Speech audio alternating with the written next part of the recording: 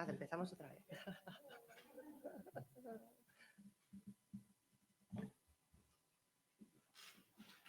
¿Empezamos? Bueno, buenas tardes. Como decía, yo os voy a hablar ahora del género femenino como posible factor de sesgos diagnósticos. Para introducir el tema, para empezar a hablar de esto, lo voy a hacer a través de dos casos clínicos que os voy a presentar, que como decía antes, no son tan impactantes como los que hemos visto hasta ahora, pero yo creo que son bastante representativos de esto de lo que vamos a hablar. Vale, voy con el primero de los casos. Bueno, este caso le he llamado doctora, tengo un nudo en la garganta y es el caso de Eva, una mujer de 56 años que acude a mi consulta sin cita porque se nota desde hace aproximadamente 20 minutos una sensación como de opresión en la garganta, como si tuviera un nudo, como un cuerpo extraño que le dificulta la deglución. Lo primero que me dice es, doctora, esto ya me ha pasado otras veces, siempre me dicen que es por mi ansiedad y con la pastilla debajo de la lengua se me pasa. Efectivamente, Eva tiene 3 antecedentes: ansiedad y un consumo abusivo de alcohol en el pasado, por lo que estuvo en seguimiento por salud mental, pero ahora está en remisión. Además tiene alergia a pólenes, es hipertensa, controlada con tratamiento y tiene un bocio multinodular normofuncionante.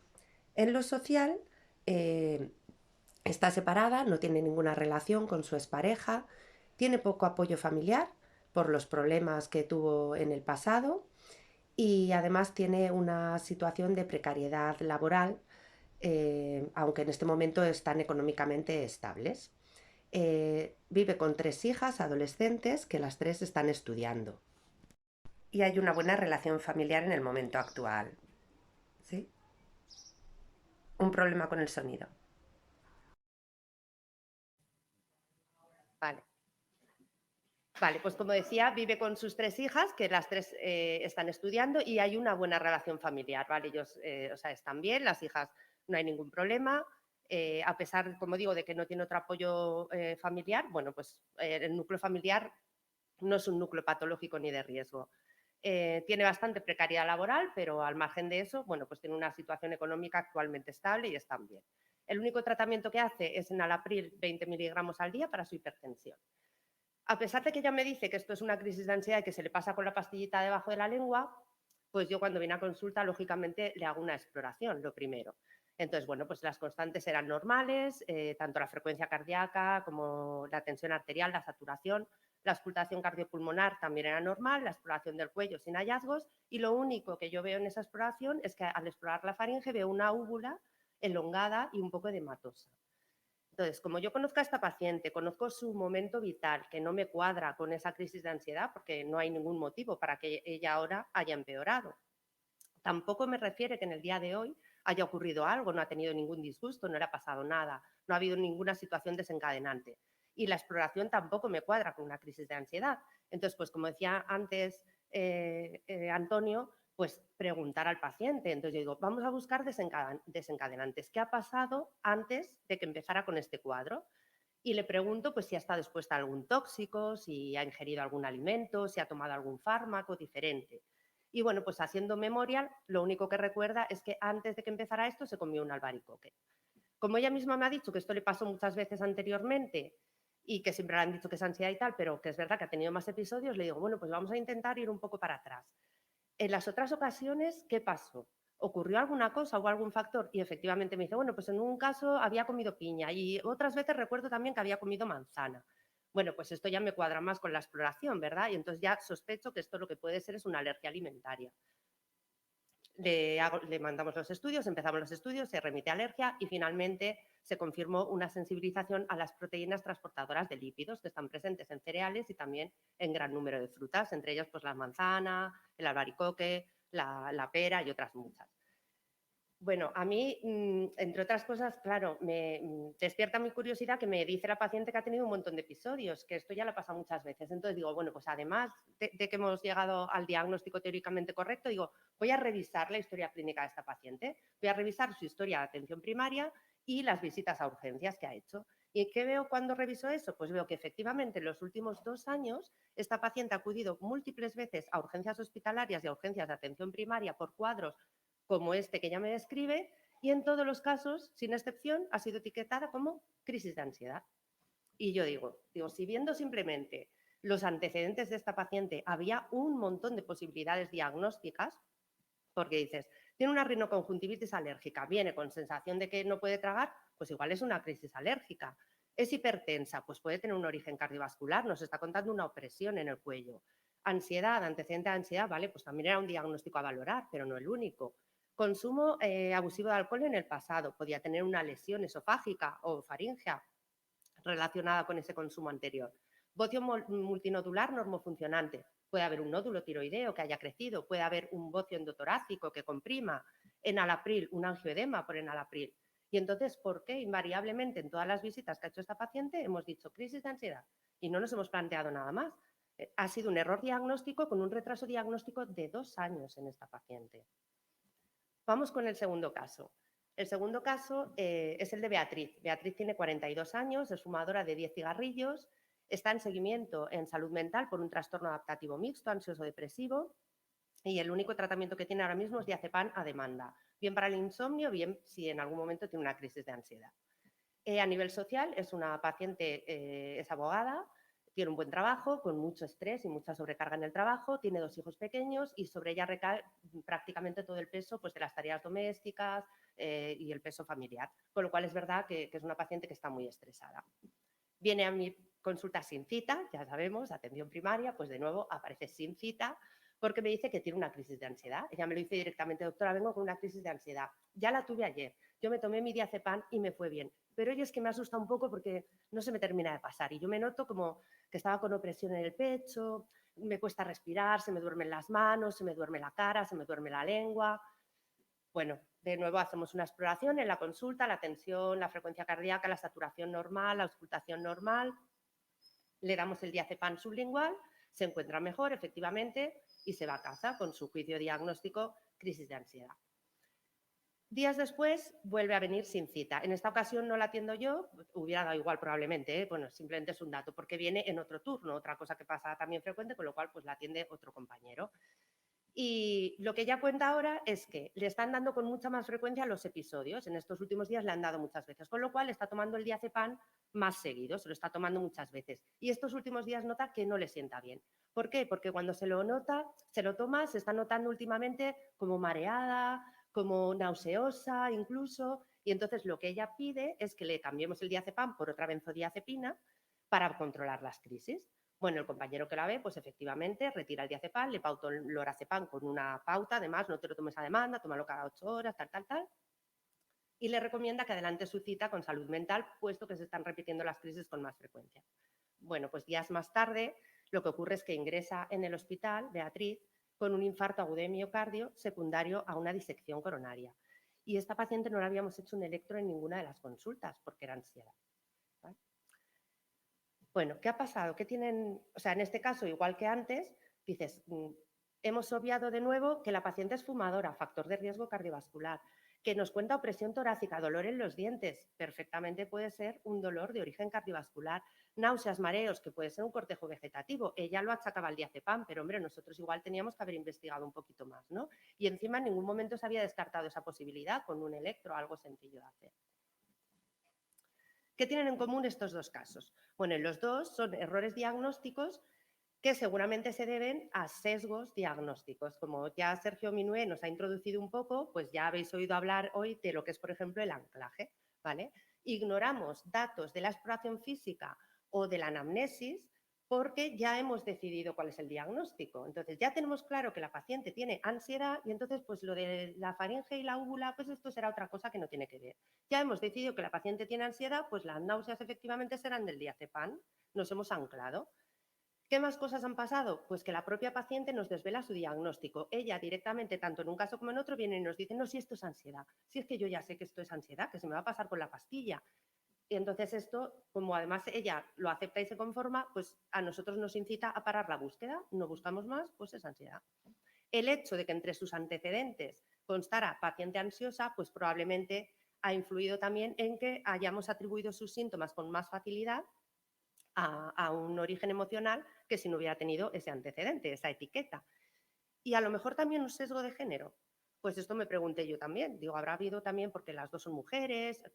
Bueno, habrá habido un sesgo de género. Entonces, pues me puse a leer, a buscar, a investigar. Y lo primero que vi es que el sesgo de género en la práctica sanitaria se definió por primera vez en 1991, hace tiempito ya. Y hace referencia fundamentalmente a aquellas situaciones o circunstancias en que ante una misma necesidad sanitaria, digamos, o de salud en mujeres y hombres, se hace un diferente esfuerzo diagnóstico o terapéutico dependiendo de un sexo u otro. ¿Y esto qué puede ocasionar? Desigualdades en salud. Vale, la salud de hombres y mujeres es diferente porque nuestra biología es diferente. La fisiopatología de algunas enfermedades es diferente, se comportan de manera distinta en mujeres y hombres, pero además también la vivencia de la enfermedad, cómo nos afectan nuestras expectativas, también son diferentes en función de los roles de género. Con lo cual, de acuerdo, la salud de mujeres y hombres es diferente, pero eso no tiene que significar que la salud de mujeres y hombres sea desigual o que la atención que les damos en el sistema sanitario sea desigual. Esa es la diferencia. ¿Y qué es lo que hace desigual? Pues no es la biología. La desigualdad radica en haber invisibilizado las diferencias entre mujeres y hombres. ¿Qué quiero decir con esto? La medicina, como cualquier otra disciplina científica, necesita normas, necesita estándares, modelos para definir lo que es salud y enfermedad.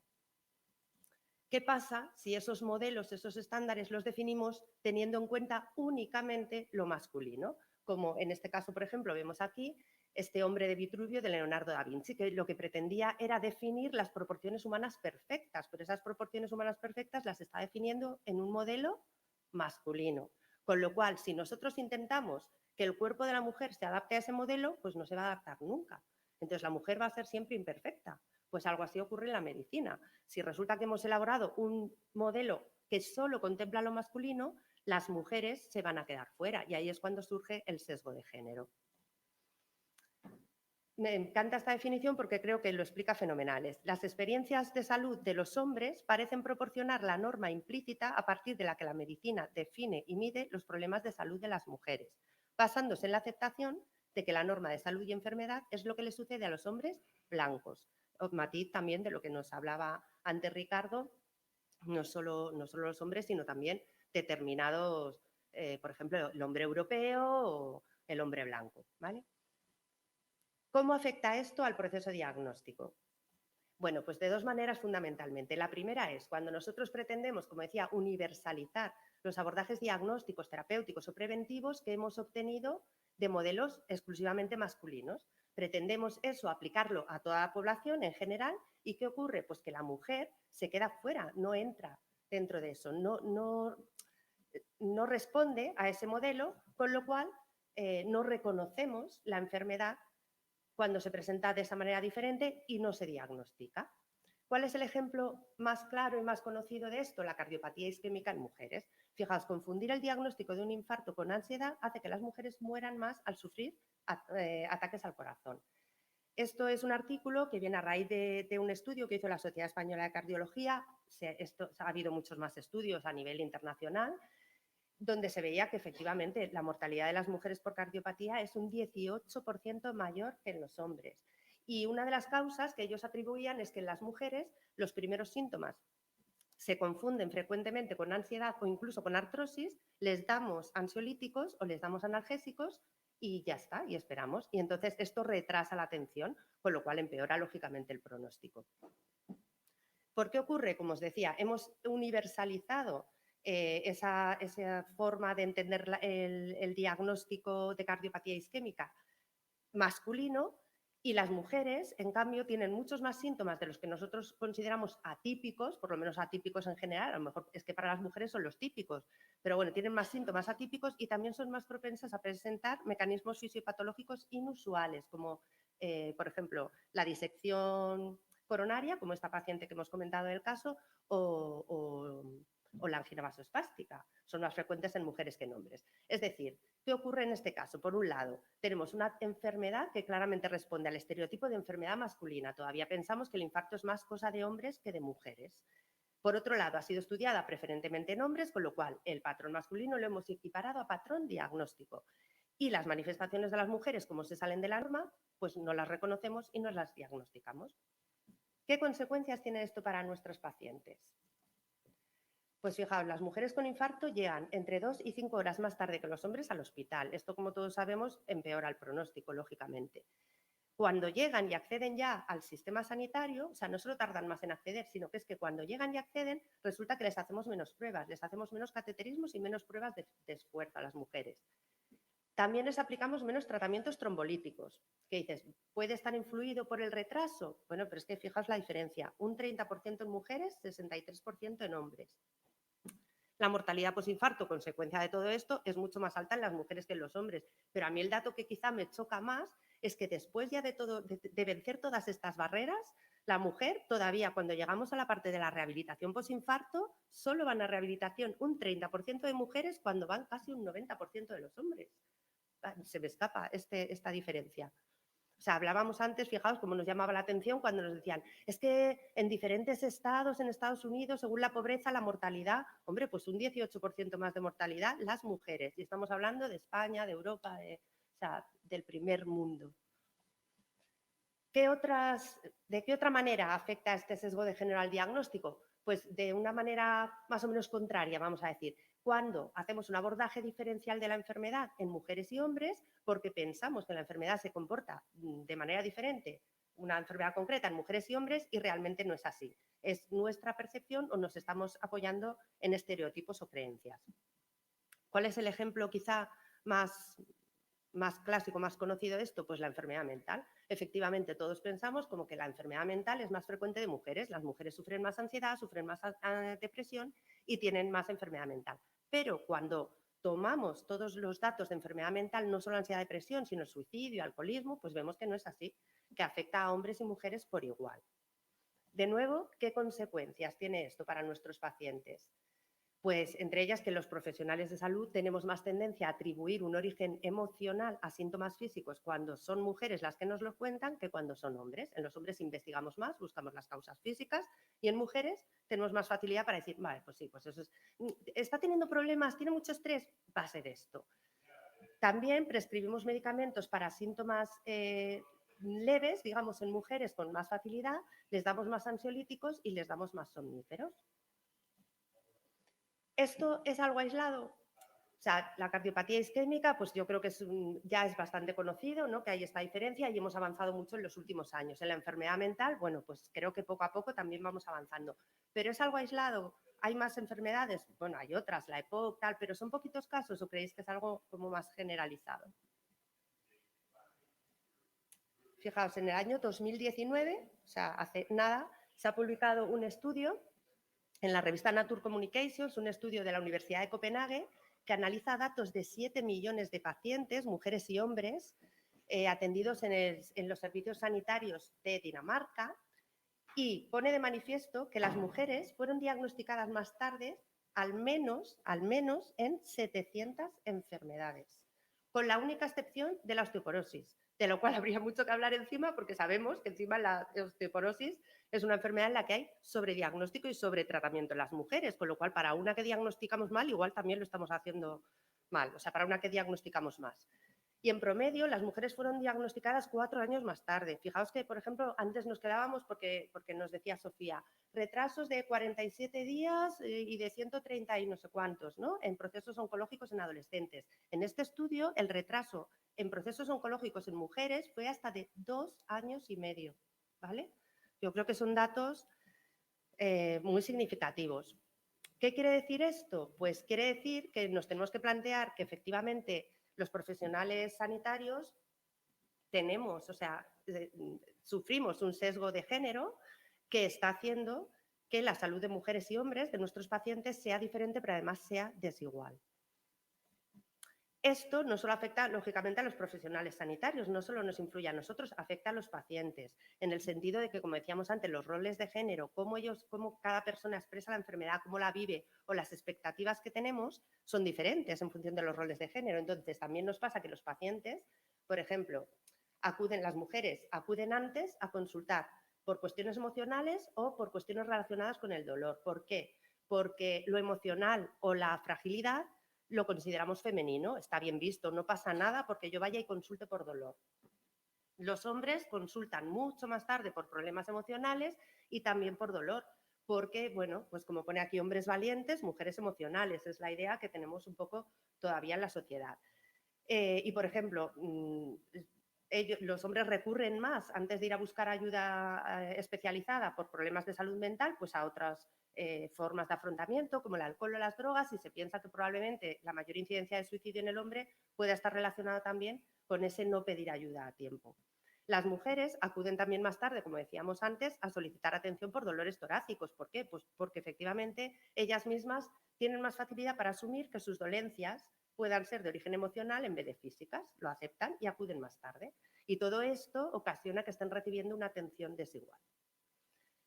Por tanto, hemos visto, por un lado, cómo influyen como condicionantes del esfuerzo diagnóstico y terapéutico a nuestros pacientes la propia enfermedad, la biología, cómo influye el rol de género, la vivencia de los pacientes, cómo ellos expresan sus expectativas. Todo eso además condiciona la narrativa del paciente, que de alguna manera también cuando nosotros recogemos los datos para hacer la anamnesis, esa narrativa del paciente también nos influye, como decíamos antes, nos puede hacer parar la búsqueda, nos puede hacer anclarnos en un diagnóstico. Vemos como también la experiencia, las vivencias, las creencias o prejuicios de los propios profesionales pueden influir en que aceptemos más fácilmente o menos determinadas hipótesis diagnósticas o que asignemos mayor o menor gravedad a un cuadro dependiendo que estemos tratando a una mujer o a un hombre, o también en el esfuerzo terapéutico. Pero en la base un poco de todo esto, ¿qué es lo que hay? Pues algo de lo que se ha hablado ya en otras ponencias y que me parece muy importante, que es el conocimiento médico. ¿Cómo se genera el conocimiento médico? El conocimiento médico se genera fundamentalmente a través de la investigación. ¿Y cómo ha sido la investigación desde hace años? Pues la investigación desde hace años, lo primero, parte de preguntas de investigación o de definir problemas de investigación basados en lo que les preocupa a los hombres o en la salud de los hombres. No incluye mujeres en los ensayos clínicos. Esto ha ido cambiando gradualmente y ahora estamos muy contentos porque ha mejorado, pero esa mejoría es que ahora mismo aproximadamente un 38% de los ensayos incluyen mujeres, un 38%. Cuidado, que es que no es ni la mitad. Y además, cuando incluyen mujeres, en un alto porcentaje los resultados no se dan estratificados por sexo, con lo cual me da igual que al final hayas incluido mujeres, porque si no me estratificas luego los resultados por sexo, no me sirve de nada. Y luego, como decía antes, además, los resultados que hemos obtenido de esta manera los extrapolamos a toda la población y pretendemos que eso es la norma. Con lo cual, el problema es que el sesgo de género está ya en el principio. Partimos ya de que el conocimiento está sesgado desde el principio. Si a eso le sumamos el cómo se imparte el conocimiento, facultades de medicina que no incluyen una visión de género en sus estudios, no se estudia morbilidad diferencial en mujeres y hombres, más allá de la salud reproductiva, pues es muy difícil, lógicamente, que los profesionales vayan a diagnosticar o a reconocer aquello que nunca han estudiado, que nunca se les ha presentado. ¿Vale? Por lo tanto, para poder hablar de verdadera medicina basada en la evidencia, necesitamos empezar a estudiar la evidencia de la diferencia entre mujeres y hombres. Yo os recomiendo a todos, si tenéis un rato, que leáis este libro de Carmen Valls Llove, Mujeres invisibles para la medicina, que habla de, bueno, muchísimas enfermedades, síntomas, signos y cómo realmente pues, hemos hecho invisibles a las mujeres para la medicina. Y fijaos que somos muchísimas mujeres médicos, pero el sesgo también lo tenemos, por lo que digo, porque al final viene de cómo se genera el conocimiento y cómo llegamos a adquirirlo. En conclusión, pues en primer lugar que tenemos que reconocer y aceptar que el sesgo de género existe, que existe en la profesión sanitaria y que de forma inconsciente nos afecta a la hora de elaborar un diagnóstico, favoreciendo retrasos diagnósticos, diagnósticos erróneos, diagnósticos que no se hacen, y que la única manera de solventar esto es que empecemos a incorporar una visión de género desde el principio a la hora de generar el conocimiento en los ensayos clínicos, en la investigación y luego, lógicamente, a la hora de impartir los conocimientos en las facultades y en las universidades, porque es la única manera de que podamos realmente dar una atención equitativa y justa para todos nuestros pacientes, mujeres y hombres, poniendo en valor nuestras diferencias. Y eso es todo. Muchas gracias.